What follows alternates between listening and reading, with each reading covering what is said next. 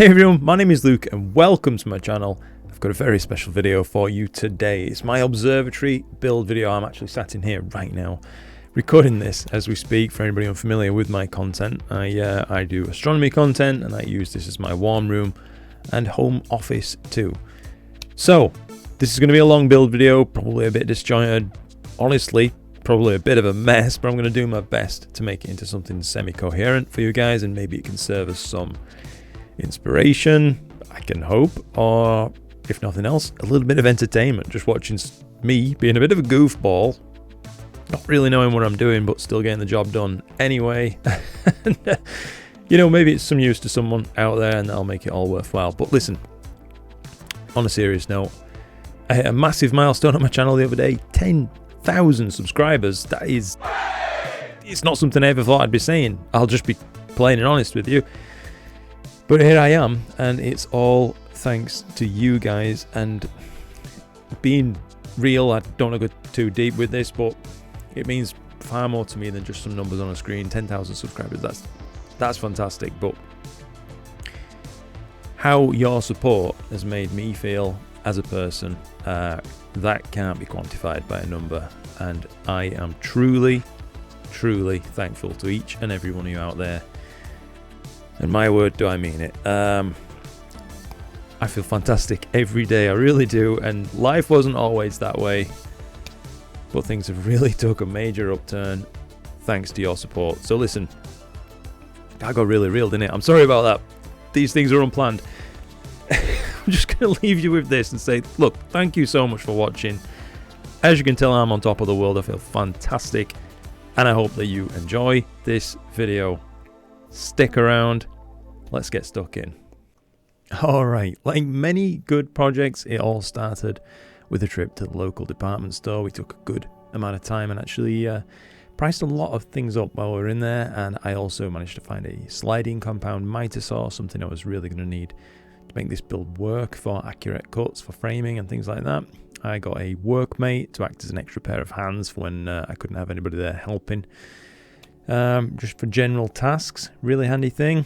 I also priced up lumber and immediately decided I was not going to buy it from there because it was pretty hilariously priced. I ended up buying all my lumber from a local lumber yard that I found actually through Facebook Marketplace, and they delivered everything at a very fair price. As you can see, I also took a look at insulation, but more on that later. I ended up settling for acoustic insulation slabs. As you can see, I'm unpacking a bunch of small, what look like bricks. They're actually, they're not engineering bricks, they're more pavers, and I decided to use those as a foothold for the whole building to keep the timbers for the frame up off of the ground to prevent any kind of rot from being able to take hold.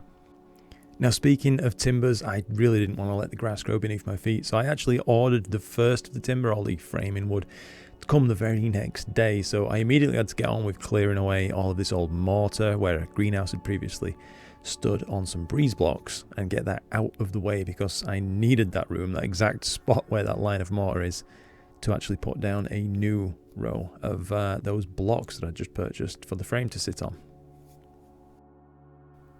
Alright, so as you can see, the very next morning all of the framing timber had been delivered.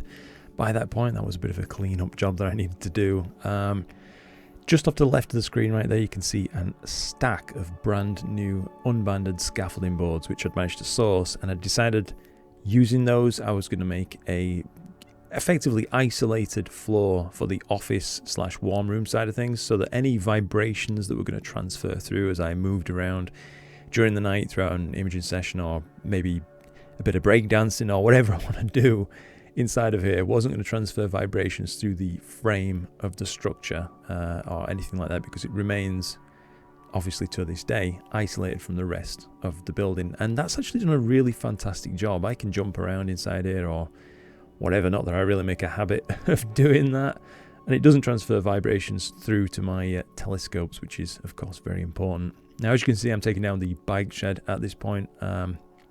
My bike had already been sold by this point to actually make free the funds available ready for this build, as it's certainly not cheap by any means, and my dad was going to get rid of his also due to aching knees, aching hips, aching everything. including an aching jaw from moaning about all the aching. But yeah, this is really when things start to feel very real. All of a sudden, taking down this thing that I'd known for years in order to make way for something brand new to be put up in its place. And I'm glad I did press on with this and put up with the sacrifice of my poor old lost motorbike.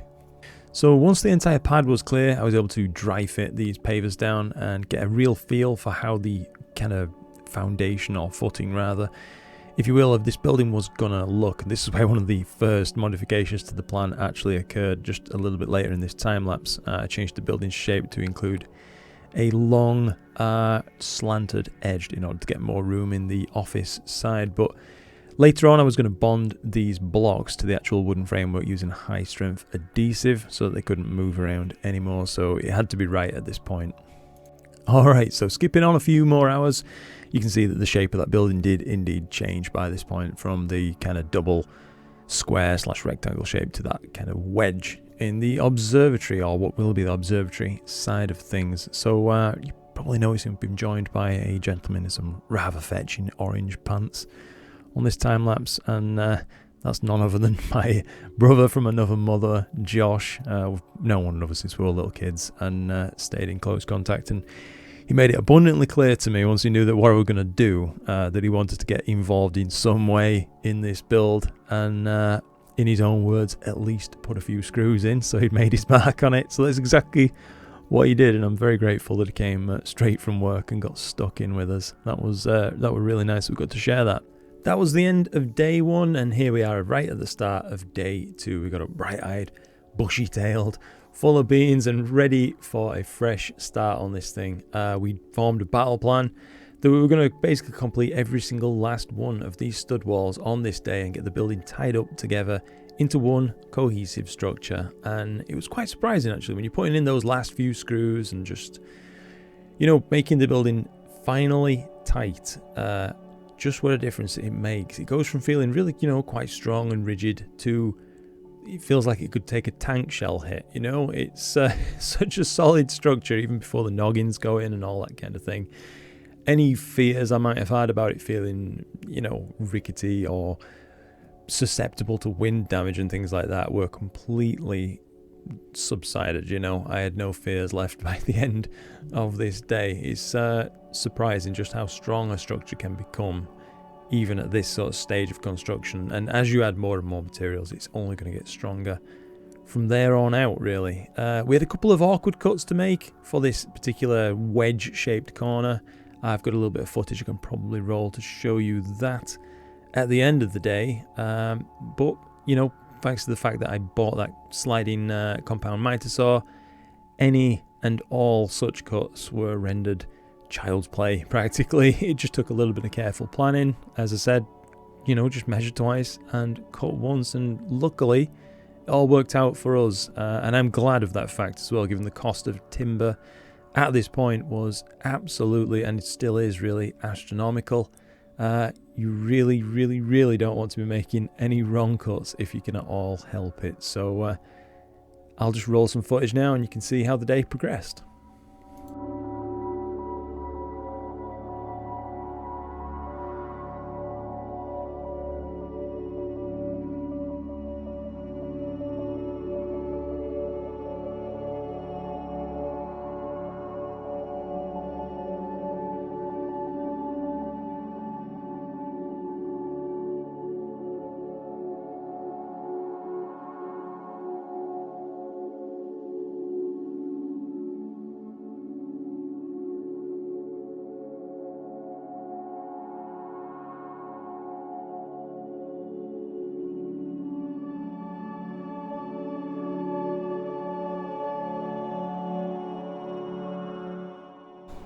Right, so hopefully, as you can see, we've got this coming up neatly to the edges now.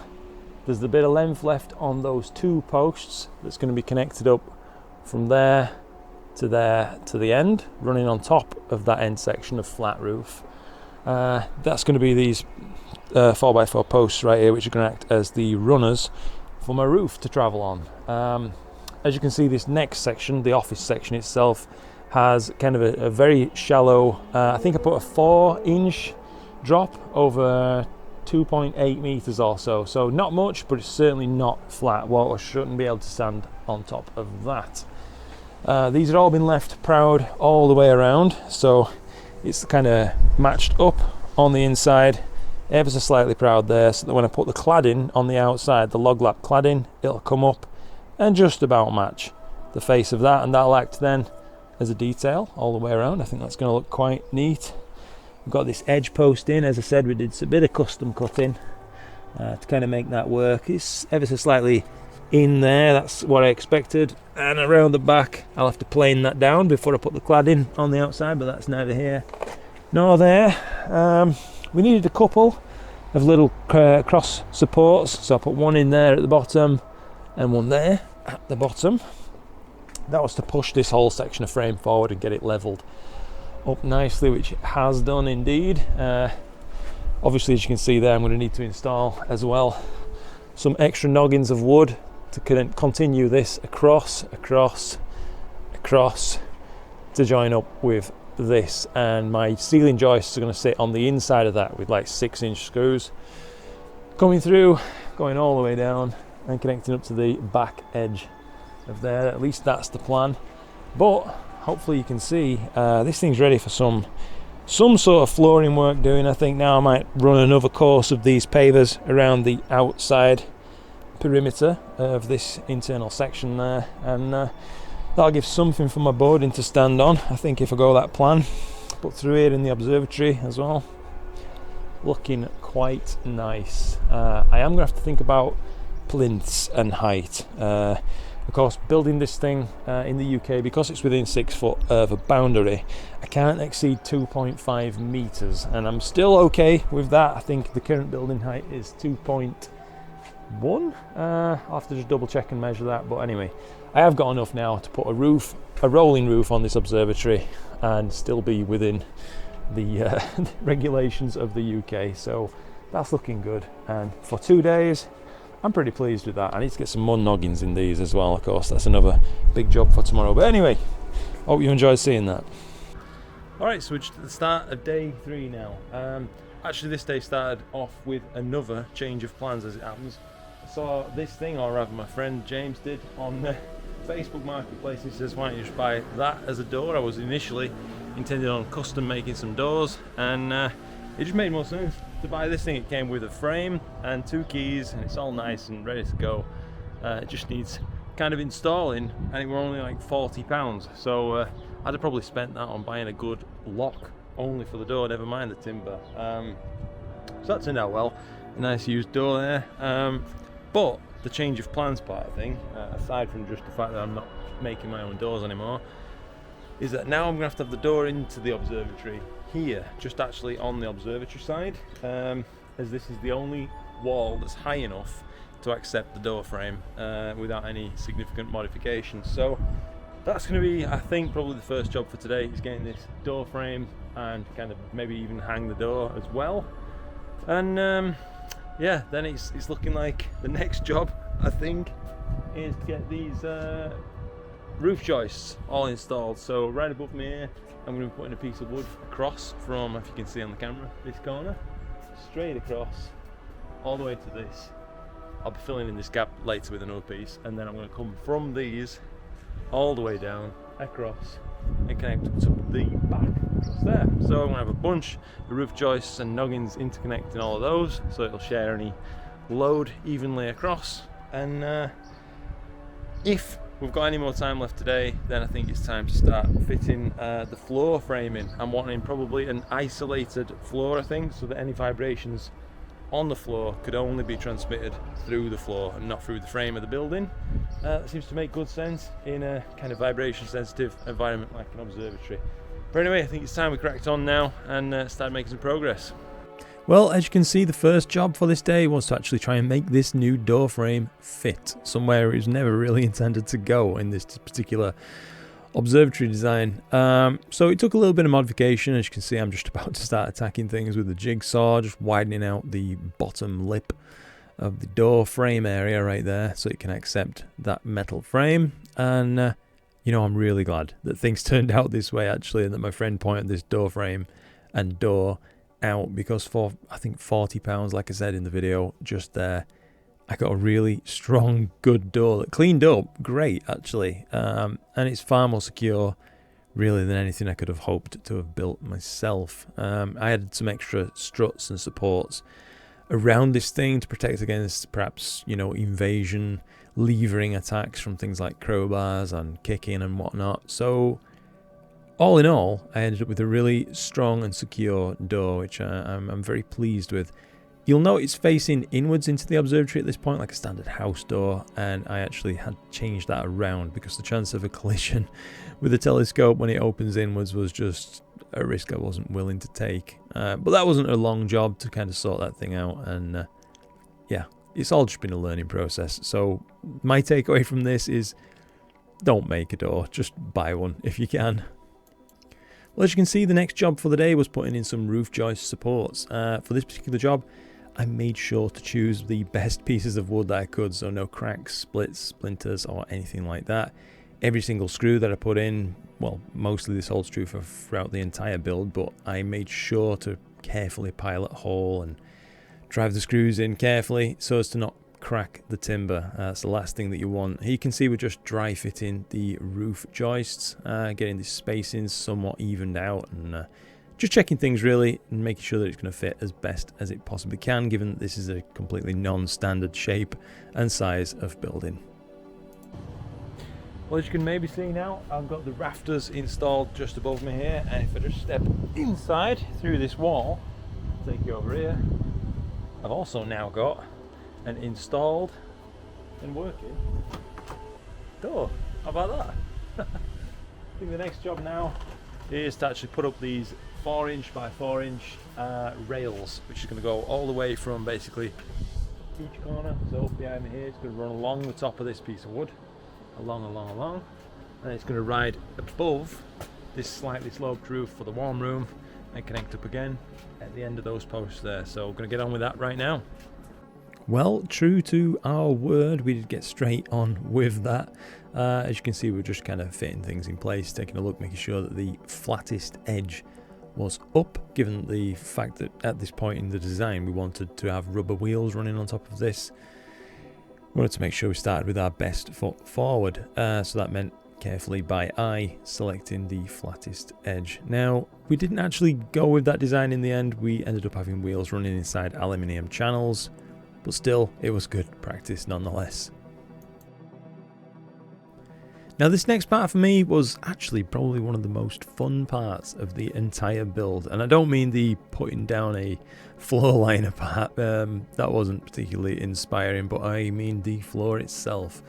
Once we started cutting those scaffolding boards to shape and size and fitting them in place, all of a sudden the room started to come together and start to feel like a room rather than just a shell as it had done before. Looking back, I would do everything the same again on this particular part. No complaints at all about using those scaffolding boards as floorboards. They did a fantastic job, and I'd also go the same route too, as I mentioned earlier, about the isolated floor system. It seems to work absolutely great. I don't have any measured evidence to support that it would be any different if it was connected to the building itself, but I can at least say that this way it works for sure. Now, all that's left to do on this particular part was a lot of measuring and cutting. This was probably a case of measure thrice and cut once. I only had a finite amount of these boards and they were expensive. And then aside from that, just a heck of a lot of drilling of pilot holes and screwing in some of these double threaded screws that I bought for the floorboards.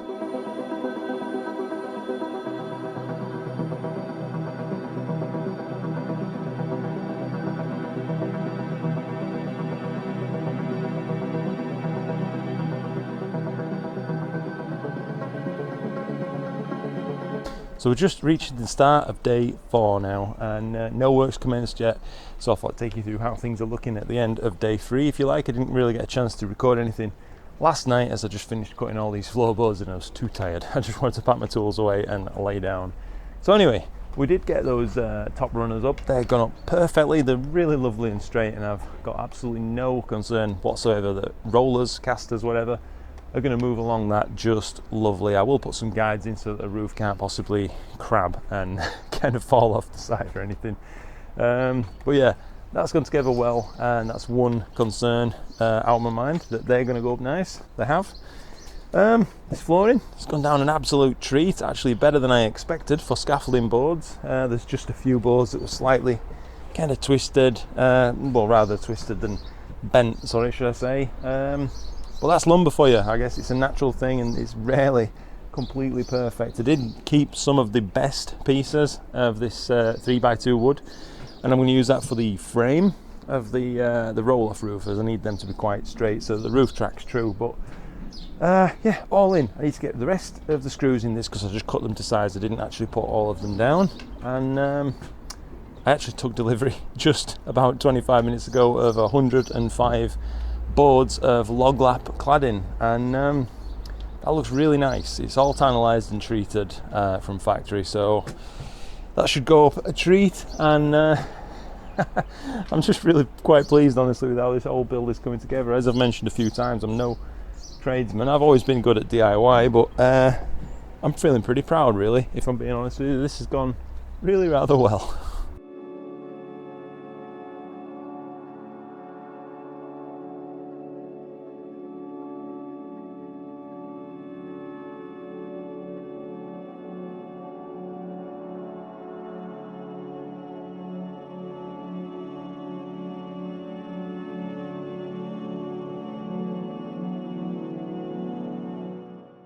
Alright, so I've just got through with the floor. It's officially all now screwed down.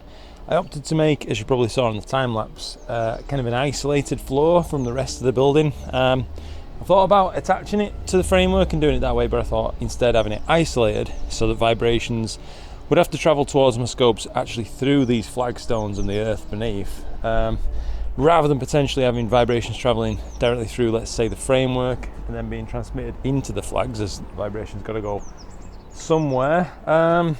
Thought this may just isolate it that little bit better, and I have to say,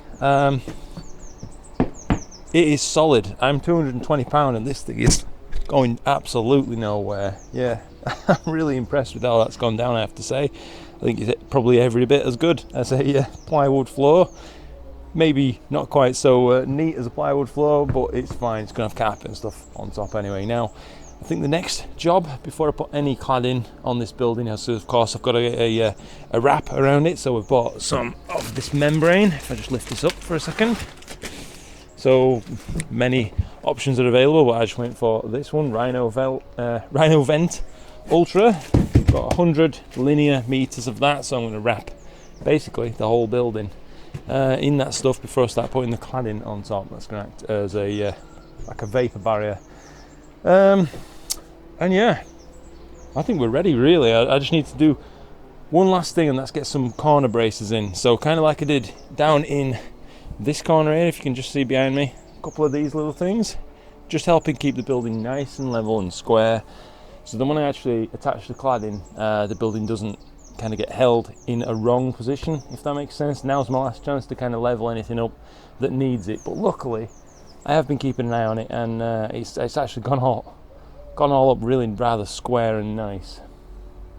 Alright, so as just mentioned, I'm going to perform some bracing tasks now before I actually move on any further. So what I've done is I've collected up a bunch of scrap offcuts here, and I've grouped them by length. So the shortest ones, mid-length, longest. The longest ones, of course, will give a stronger bracing effect to this frame because they're going to connect there and there, if you like, and make a larger triangle. So you'll have more mechanical advantage over the frame. Anyway, that's not important, but what is basically how this is going to work on the saw. So as you can see, I've got the table set to, or the saw rather, set to a 45-degree angle. It's all locked off, nice and stable.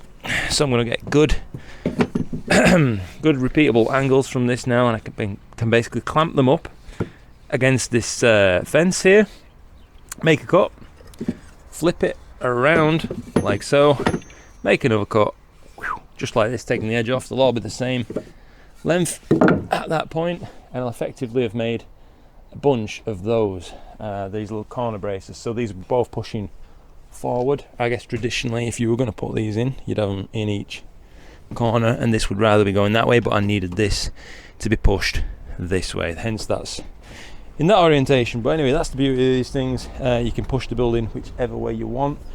Fortunately, as I mentioned earlier, this thing has ended up, I don't know if you can see down the lines there, but it's all really rather square and straight. It's gone up fantastically well.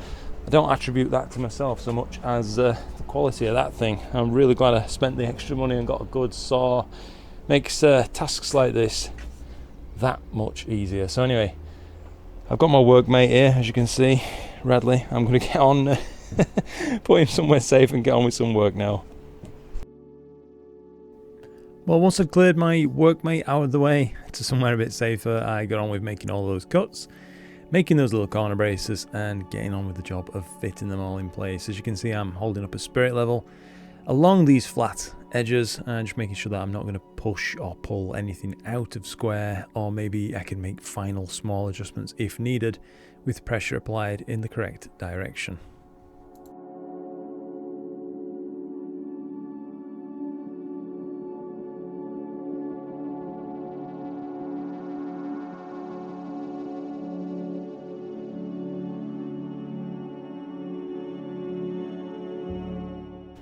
So I just thought I'd record a little segment here and try and show you how I'm going to perform a fix, if indeed it works. But as you can see, you'd have to kind of slam the door to get it to close at this point without this center screw in. But basically what I want to do is pull this frame ever so slightly out that way in the middle. So to do that, I've cut a small noggin which just goes in here, but I've cut it deliberately ever so slightly too small. As you can see, if I put it tied up against this this stud, oops, then it leaves a tiny little gap. So I'm going to attach it first to this stud.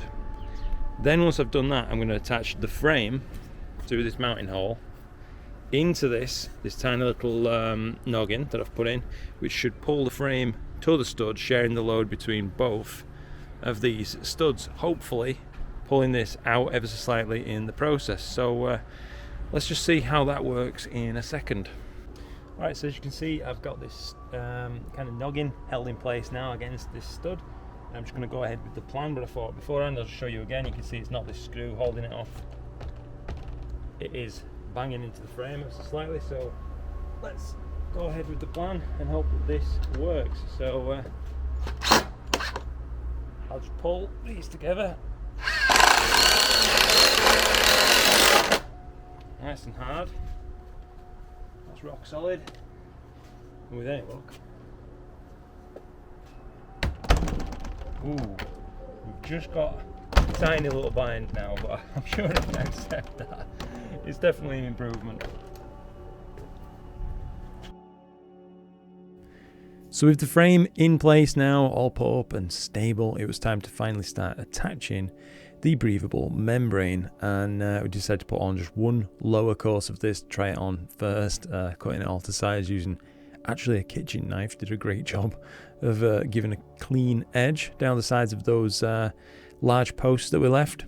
And then after that came one of the next most fun parts, I would say, which is putting the log lap cladding onto the walls. Now, it was a laborious task because naturally it's sitting into a wood recess between two large posts, these 4x4 posts, as you can see, and you know, they're wood, they're natural, not entirely perfect. So it's not like I could make one measurement at the bottom and just, you know, make 20 of those or however many it took. The maximum that I could cut at one time was about 3 at once, and then I was measuring again to make sure that the next one wouldn't be too long, too short.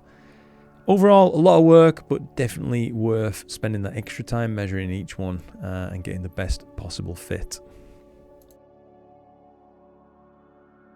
Now, there's one other thing that I did that I haven't actually mentioned just yet, and that is that before installing the cladding and the Tyvek wrap, I actually bonded those blocks to the frame of the building itself. You can probably see just a thin white bead around the bottom of that wrap. And that bead itself, it may only be small, but my word is it's strong. It really did hold that masonry, those blocks effectively, to that wood. Well, like glue. So if you're thinking of doing that kind of construction for any reason, I can only say it's worked for me. Those blocks aren't going anywhere.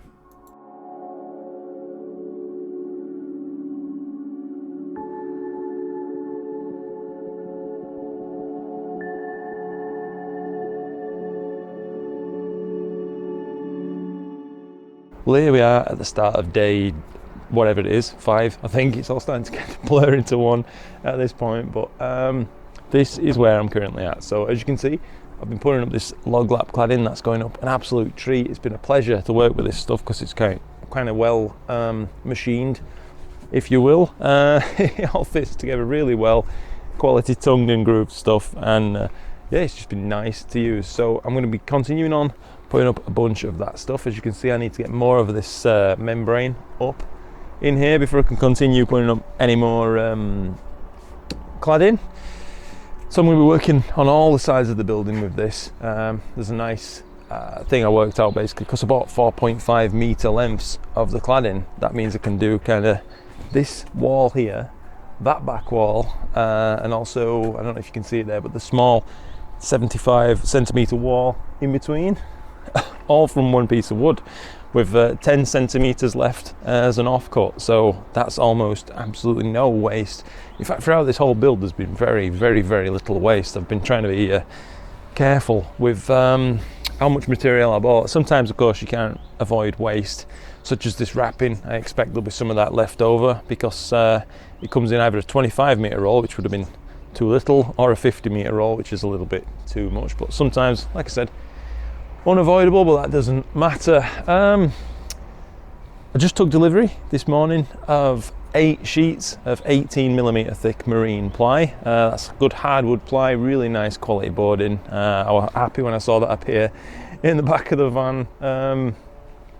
For it cost, I mean, I think over here in the UK, £46 and something per sheet with free delivery. And I just got that from Wix, actually. As it happened, they were the best price, even compared to local timber yards and things like that. So that would turn up for the bucks. It means I can put a real quality roof on this thing that you'll be able to have a tap dancing troupe on top of, and it won't kind of go anywhere. So I'm looking forward to that. But if we just head inside, take another little look around. So as you can see, yesterday I did finish all of these kind of corner braces and things like that everywhere. That's really stiffened up the building. I know that the standard construction technique would be using 18 or 24 inch on center studs with noggins in between, that kind of thing. But I've used non-standard stud spacing because I'm not going to use standard sized sheets on the inside. They put them like that, I think, because you're going to basically be putting plasterboard on top, which comes in 8x4 sheets.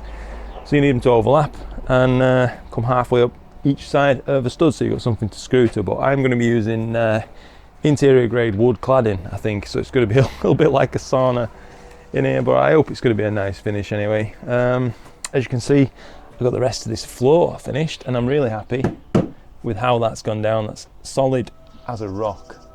Really pleased with that. I would buy this again, even though that ply is so nice. It just gives it a bit more character on the fit, I think, that I've done it with this. But anyway, yeah, I think that's today's kind of update so far. So I need to get to work now, get my tools out of the shed and make a start while it's nice and warm. Time for a bunch of cladding.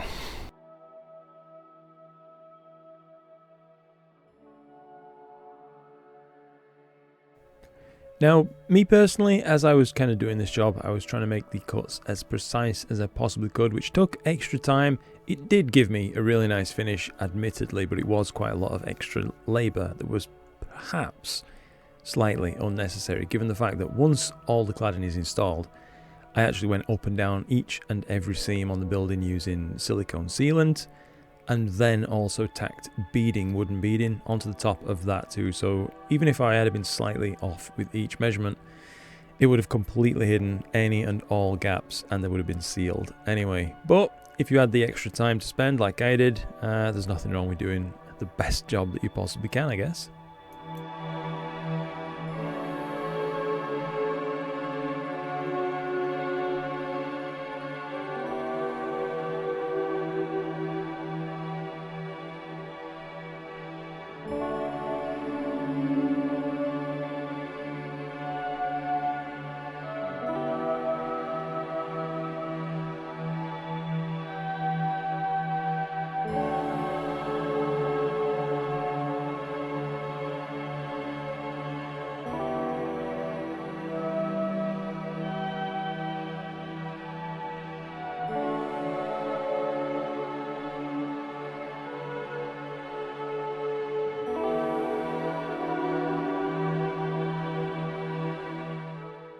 Alright, so as you can see, I've got most of the cladding installed on this side now. Me and Chloe have just been pushing on with that, but you'll note the kind of tilt on this roof has now been hidden by these boards. So I've put them up anyway because I want them to be locked in the position that they need to be in for this next part. So I'm going to take them off.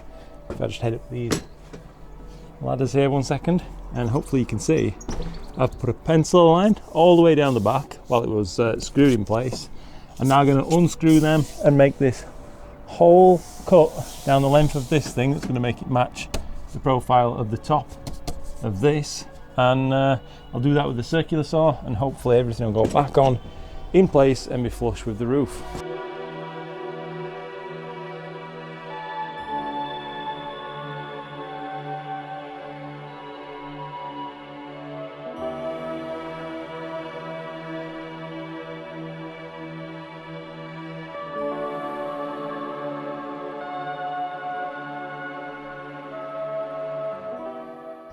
It's the end of the day now, and I thought I'd show you what we've got done. I didn't really get the chance to take too many time lapses and things today. I just wanted to crack on and make the most of it, as really it was just extremely repetitive work, measuring, cutting and screwing all of these on. As you can imagine, pretty boring, but anyway, it's all going together, and every single screw that I drive in is another step towards having this observatory up and running. But anyway, I've got both of these back walls finished. Hopefully you can see that on the camera there. They're looking fantastic, really pleased with that. This side wall is now finished, ready to accept the plywood on top for the roof to go on. Well, rather the roofing material. This wall also finished. Let's have a quick look in here. So I actually started this one. If we just take a little peek, if you can see down there, just 5 boards on that one, but I also fully did that wall as well. So that's also finished. So that's leaving me with basically one really easy to access wall. That's going to be no problem whatsoever. This one, which is difficult to access, I'll be quite honest. And also then, if I just come through here, I also need to do this final wall, and I'm going to have to do this wall basically with 1.5 meter offcuts meeting in the middle. So I'll have to make a mark for the center point of this. It's pretty much exactly 3 meters in length is this particular stud wall. So I'll put one more stud in, smack in the center, and I can use that as kind of a seam to come up to and make all of these screws meet up roughly in the middle. And at least it's on the side that nobody will see, so it won't really matter. There is a bit of a seam in there, but on the whole, I have to say this thing's solid, and it's coming together really, really well. I'm feeling quite excited. I'll be quite honest.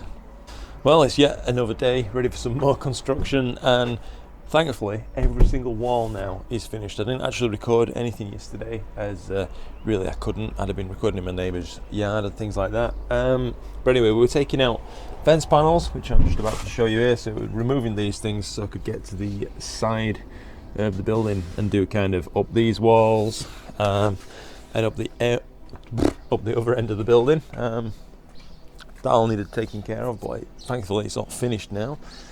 So the next job, literally, is this roofing. So we've already got all the plywood, as I mentioned, that's being delivered. All the rafters are in place, they're lovely and strong, and that thing's ready to accept a roof. I do also need to build a frame, a rolling frame for this observatory roof in here. I'm still kind of thinking about that one. I do have some plans drawn up, but I'm just wondering if I can optimize them any more before I actually start cutting timber. So that's what today's going to be about.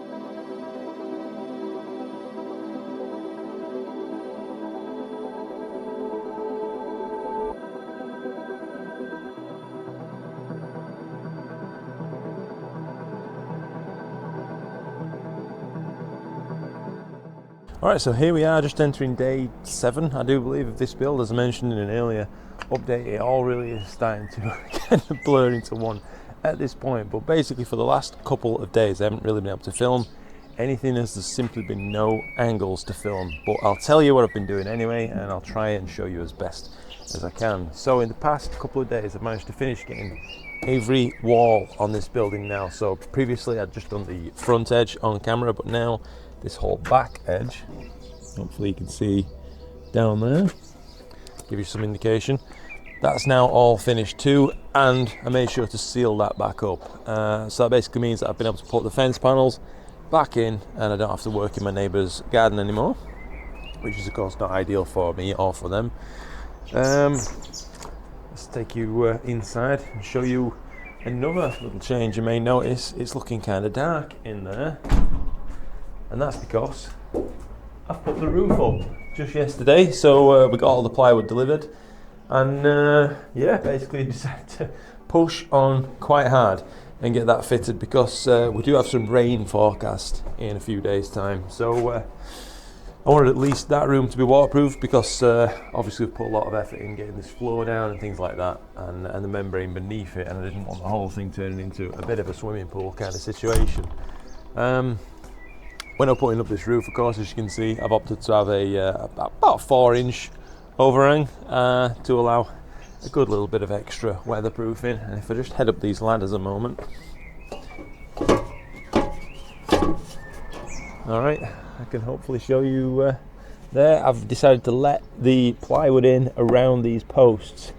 I've done that on both of them over there, and if you can see the opposite post, that's the same kind of deal. I've decided to let it in around the pair of them, and yeah, I think that that's pretty much ready. If I just turn this around and see up the roof now, that's what I was talking about letting it in.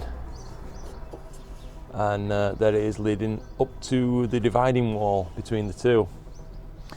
So that's basically where I'm at now. Today I do have one more ceiling joist to put in. I need to do that because there was an overlap which wasn't accounted for by the joist that I put in. I'll just try and show you that inside, but yeah, that should be an easy job. I've already got a piece of lumber for that. What else can I update you on now as well? Yeah, I also started making the slider systems. So let me just turn this off. Yeah, I made the slider systems, which are gonna have the casters running on. Ah yeah, so here it is. So just here above me, hopefully you can see, I need to put a joist in along this seam here, so I can tie everything together. And then it's time to start getting some roofing felt probably down. I've seen some 2-part systems which are meant for proper installations, and I think we're going to opt for one of those, as it'll do a nice job of sealing this thing up for about 20 years hopefully. Thought I'd also show you that all this stuff arrived today. So these are the casters that I opted for. Got these from just Screwfix.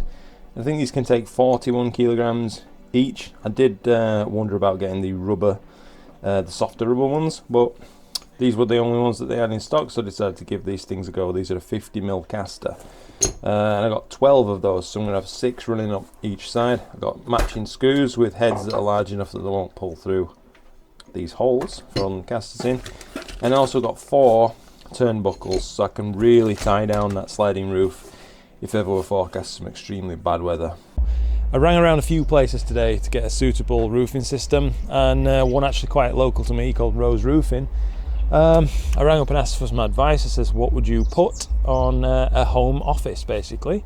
And they recommended this, which is a 2-part roofing system. So it's kind of an underfelt, which is almost a sandy finish. There's a 20-meter roll of that, and then I got 2 10-meter rolls of this polyester black, which is like a bituminous roofing felt, but it's really, really thick. It's not like the garden shed felt that you'd commonly find, even though there's nothing wrong with that. It seems to have done a great job, at least on my granddad's shed over there, for all these years. But we just wanted to put something a little bit extra special on top of this thing, and this seems to fit the bill. They highly recommended it, and we're a big company that's been going for a long time, so I trust what they're saying.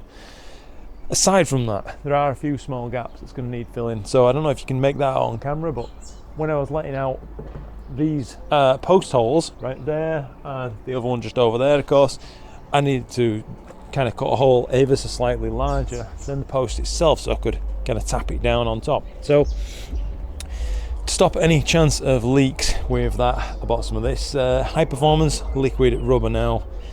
This is really well rated stuff from what I've read online, and once it sets, it'll kind of stretch to 3 times its kind of length, so no amount of thermal contraction expansion is going to pose an issue to it, at least not in a UK climate or just about anywhere, I would imagine. Aside from that, to kind of coat all the lap joints, we got some of this felt adhesive, which is going to go across all the overlaps basically from that roofing felt to try and make a really waterproof and quality finish. Hopefully it's going to give us 10, 20 maybe years of quality dry roofing on this building with any luck. Alright guys, so I've just kind of cracked the lid off this kind of liquid rubber. I've masked around these posts so I can safely paint up to this, in the knowledge that I'm going to rip this off afterwards and it won't leave a big dirty mark where I've brushed around here. All left to do is give this thing a good stir. It's really rather thick. I've had this left in the sun for a few hours, so it's maybe loosened up a little bit from what it was gonna be otherwise, but still I can feel it does need a good mix. I've given it a good shake beforehand as well.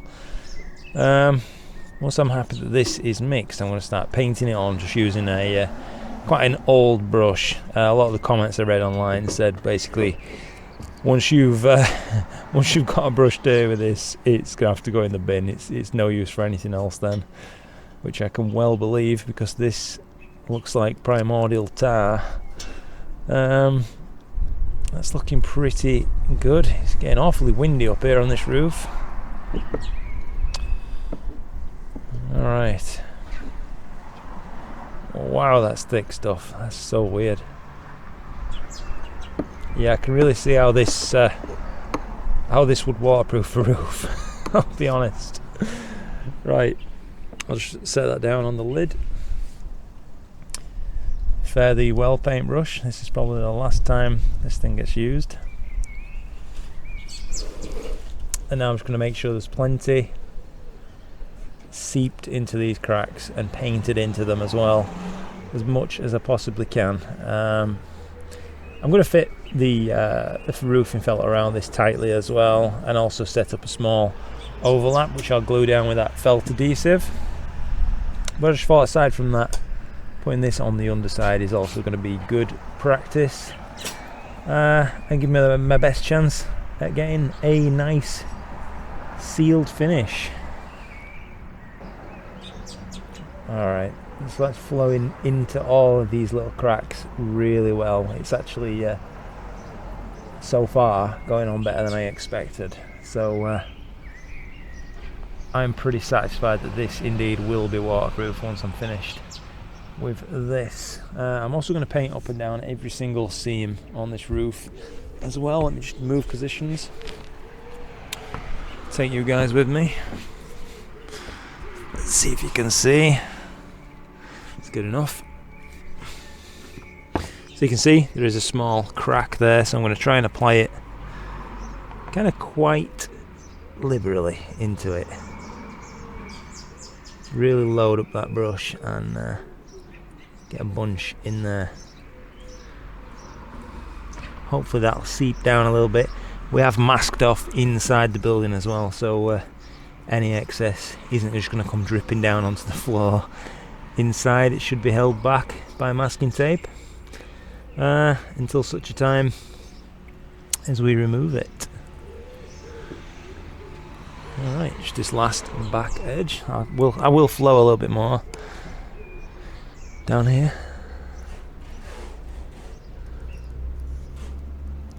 Really try and paint it in. That's good.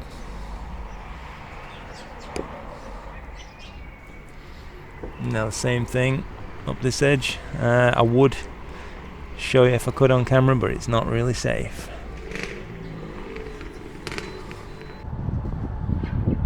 Alright, hopefully you can see we've got a nice thick coat of that liquid rubber going all the way around these kind of holes for the posts to come up. A nice big thick one there. I've gone down every seam and join on the roof where there could be any potential water ingress, and hopefully after a little bit of time this should dry up nice and give us a nice waterproof seal.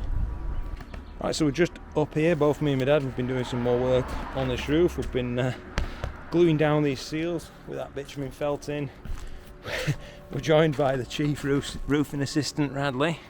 Hello there. But I just had to show you guys, we're really impressed with how this thing's gone down. So we've put a triple layer basically of sealants and adhesives around this thing, and we're going to go over the top once more. We're going to mask it off again and basically make sure this thing can never leak.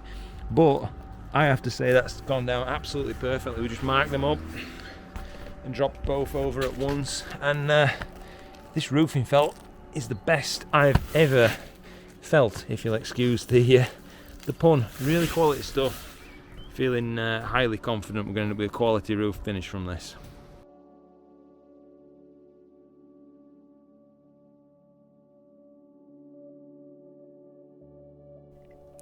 Now here's where one of the really most important parts of the entire build began to take shape. So this is the construction of the rolling roof. Now I'd had plans originally, as you can see me undertaking right here, to just use these casters that I was fixing to these kind of rails with guards on the side so that the thing couldn't crab and fall off the sides of the roof or anything like that, attached to a frame that was going to run on top of those posts that I put in place. It worked okay when there wasn't that much weight on the roof, but as soon as things started to get seriously heavy after applying all the sheet timber and then the strengthening struts and things like that, it really added up quick, and all of a sudden I was finding I was having really major issues with binding of those wheels. They seemed to be biting in quite hard to the actual top of the wooden rails that it was running on, and so I had to take action and figure out a different way forward. So what I actually ended up doing to sort this problem out was buying some aluminium U-profile channeling. It took 6 meters per side, so I had to order 12 meters total of the stuff, so it had a full channel to run in. But once I'd done that, I actually wasn't completely out of the woods by that point either, because I then noticed that the side of the casters, due to the size of the actual wheels themselves, I had a chance that the sides of the casters could rub on the sides of the profile. So if I was buying again, I actually ordered 2-inch by 1-inch tall profile. I would order 1/2-inch tall profile. It's still tall enough where the casters can't possibly run out, but there would be no chance of the caster sides or the axles interfering with the edges of those channels. What this meant is I had to make a really horrible job. I needed to cut down the channels along the sides using my saw, and that was a nightmarish task. I'm only glad I had to do it once, because my word, if I had to do it again, I think I'd just quit on the spot. I never want to do that task ever again. Now I do have some footage of the particular fateful day where I had to make that awful cut. But to keep things in order, I'm going to show you this first. So here you can see I'm just finishing off all of the roofing felt nails, bratish tacks, whatever you want to call them. That was a pretty satisfying job, actually, when all was said and done. Felt like I was getting that thing really finished. As you probably saw, I also used the bituminous felting adhesive down every single seam. Really thick, so it had the best possible chance of remaining sealed, because it's not a very steep runoff on that roof. Right here at this moment, you can see me and my dad just putting up a baffle board system. So this is meant to keep the wind and rain out while still allowing for some airflow. It acts a little bit like a kind of a U-bend system, and I have to say it's been put to the test in the 10 months or so since I built this observatory. Lots of wind, lots of rain, both at the same time. Never a problem. Really good system. Here you can see I've decided I really had to make a door of my own of some kind. If you ask me to give you a good reason why, I can't. I haven't got a good explanation, but I'm glad that I made it. All the same, it was a lot of fun. It used up some extra wood that I'd got. Probably doing it again, I'd just buy a door. Here you can see I'm cutting out and letting in for the hinges that I bought, the kind of hinge and latch pack to let in for those to mount this door up. And look, it was a lot of work, but I've got a handmade door that I made myself. At the end of it all, was it worth it? Probably not, but to me, maybe. Now, right from being in the earliest stages of planning this build, I realised that there would be things that would pop up, problems and such, that you simply couldn't plan for. You'd just have to find them out whenever they occurred and figure out solutions to deal with whatever problems cropped up. Now, there have of course already been many of these problems and we've figured out little solutions here and there, but one of the main ones that's kind of been bothering me is the roof actually takes quite a lot more effort to move than I would like it to. Now, this is probably down to the fact that these casters over here are kind of bearing down just on the top of these 4-inch posts, and that gives quite a lot of rolling resistance because the casters themselves aren't a very big diameter, so any small undulations are apparently that much larger to a small wheel. Now, to kind of even things out and make it a lot easier for them to roll along the surface, we've invested about 160, 170 pounds or so on 12 meters of this aluminium channeling. This is just a 1 meter offcut, but basically I'm going to be installing this. Gotten safely out of the world's longest tube. If I just show you that in a second, look at the length of this thing.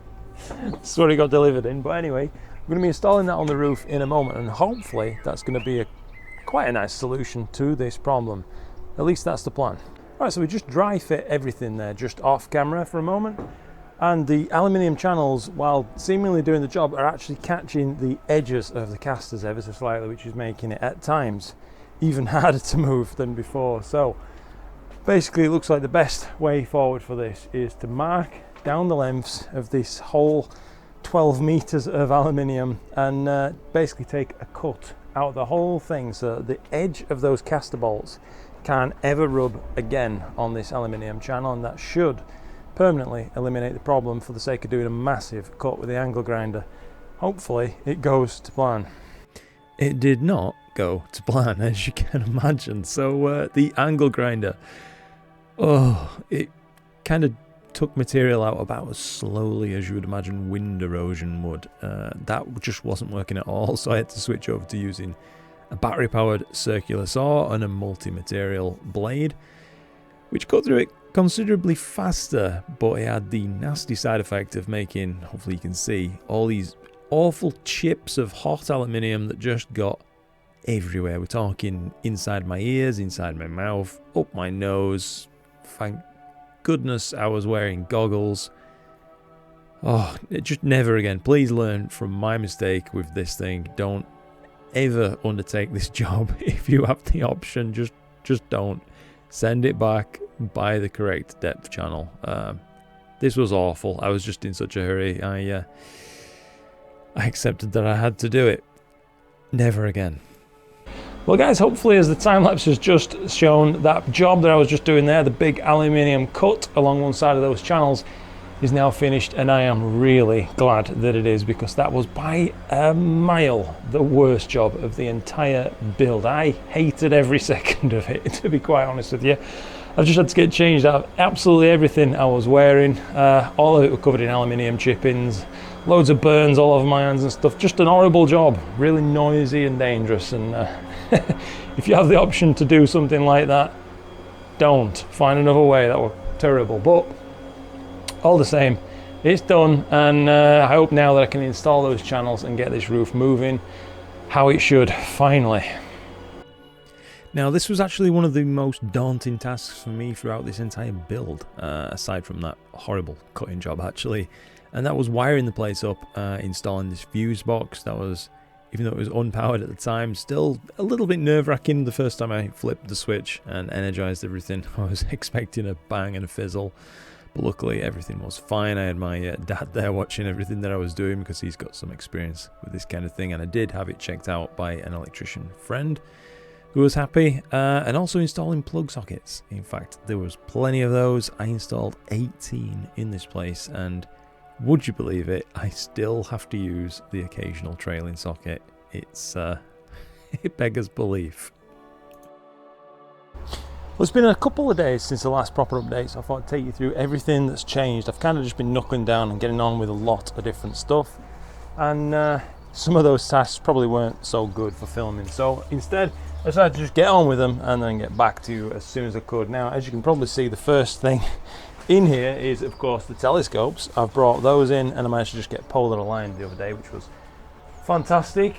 Before I did that though, I decided to slightly adjust the roof rails, the spacing of them. The edges of the casters effectively were just dragging ever so slightly and causing still more friction than I wanted, but I've moved them out further, so now the casters are running in the middle of the channel, and that's completely solved the run smoothly now. The next thing you can probably see as I walk through this door is some packs of this stuff. Now this is acoustic rock wool, so it's going to act as insulation but also kind of sound insulation, but a sound deadening. In between actually getting this started getting on the walls just 5 minutes ago, it's going up fast, and I don't know if you can kind of hear how much my voice changes when I talk in the corner of there.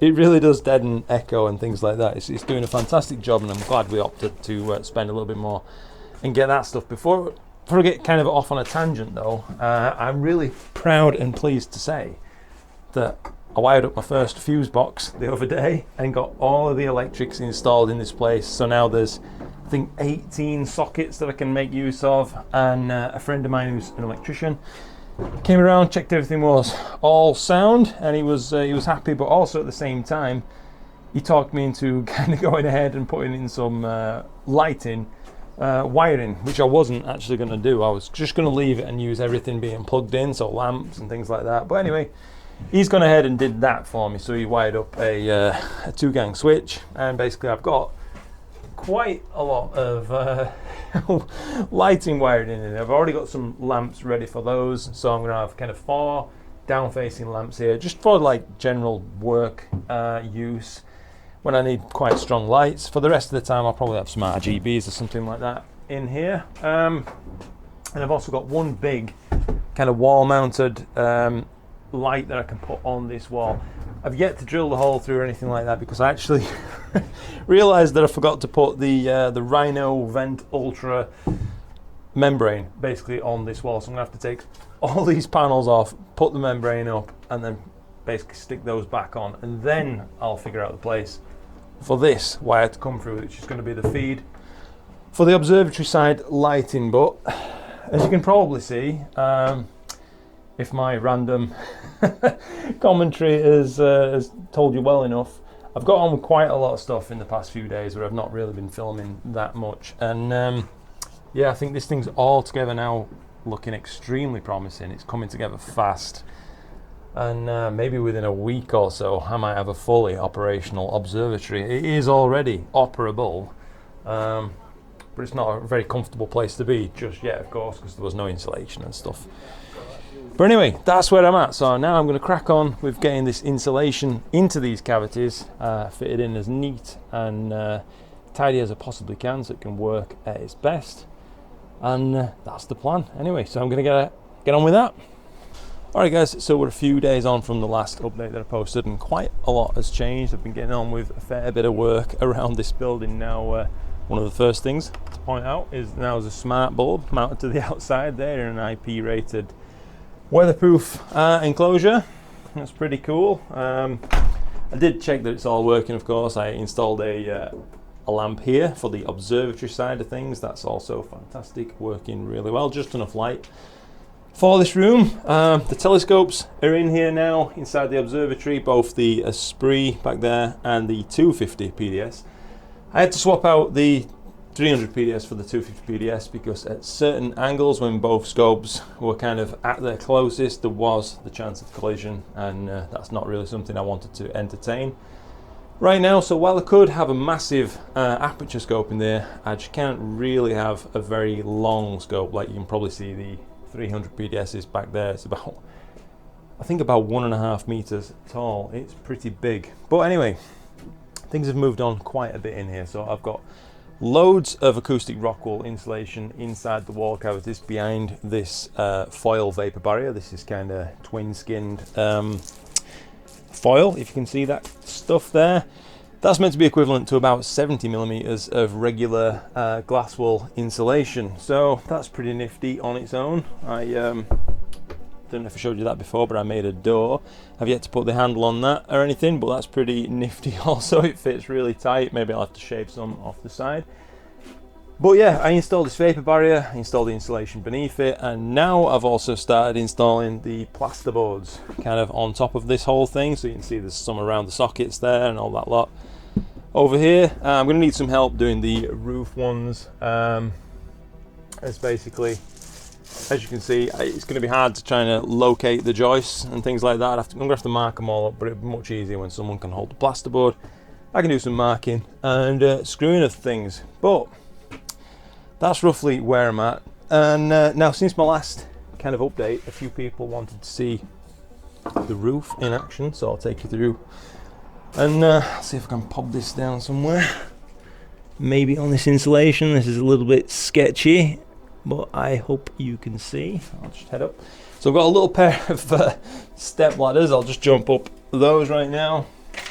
So this is the roof, of course, in its closed position. There is like a weatherboard here to try and almost make a U-bend effect. So any weather that wants to come in has to go up and around and over to get into the observatory. But anyway, I'll just slide things off. So there you go. That's an opened observatory, nice and clear all around. Things are moving a lot better on these runners now. I'll just get a little gap. Keep it moving, and that's shut. If I just move this up a tiny bit, we've basically got a weather tight seal. Once again, I will install some brushes along this edge, I think, kind of weather brushes, and I've got some little bits of extra sealing to do, maybe in the corners. I don't know if you can see that on the video there, but some people wanted to see how that works, so hopefully that was a good enough demonstration for you guys. Now, it's been really hard to do any filming in here, I'll be quite honest with you. I don't own a wide enough angle lens, so it's really restricted with camera angles. But anyway, I'm doing what I can and working hard on it, and I'm hopefully, remember there, I'm hoping, if I could get my words out, that I should have a operation observatory within maybe 7 days to 10 days or something like that. It's already kind of operational, as I've mentioned, but more like finished is what I'm hoping for, at least anyway. But I am going to keep my eyes out on another note for maybe a slightly larger aperture telescope that's a little bit shorter, maybe something like possibly a Ritchie Chrétien or a Schmidt Cassegrain. There's a lot of options out there, but anyway, that's my latest update for you, and I hope you've enjoyed watching that. This is where things really started to come together for me, and it started to begin to feel real, like it was going to be finished finally. As you can see, I've been trying to fill things up and sand it down. That's a shot of just how dusty it got while I was sanding in there. Definitely masks required, that's no joke. But you can really see now how things are starting to take shape. It just needs finishing work by this point, so it really wasn't that far away whatsoever. I was beginning to get quite excited. So this is just a little bit further on. So speaking of finishing work, my mum and dad actually put all this wallpaper on for me. They knew which ones I wanted. I went out and bought it, and I got up one day and it was done. So that was a really nice thing that they did. Here is my kind of acoustic wall tiles scenario that I put on the walls. I think they've gone on okay, but I probably wouldn't do this again. They were a bit of a nightmare to fit, and I imagine they're going to be an even bigger nightmare to remove. Looking back, I'd probably just have wallpaper on all 4 walls, but it's a bit late for that now. I can always change it in the future, I guess. You can see here we've got carpet down with a beautiful thick underlay. It feels great to walk on in socks or bare feet, that kind of thing. Really nice and warm too. This was a massive trip to IKEA. That cost a lot, and in a moment we should see it just out, or at least most of it kind of set up, just roughly put in place to get an idea of how things might look. No skirting boards are installed just yet by that point. That's some furniture that I created with scaffolding board offcuts, and this is how it looked on its very first night. Really pleased with that. And this is how it looks now. So this was taken probably just a couple of weeks ago at this point. You can see it's very much lived in and enjoyed. I'm in here every single day and I absolutely love it. And this particular shot is what it was all about, getting the telescope somewhere nice to be with a clear view of the sky. And that is about it from me, guys. So it's been a long one. If you made it this far, massive thanks, and I've got nothing but love for you all, so thanks for sticking around, and I'm just going to leave it here. I've said more than enough. Take it easy.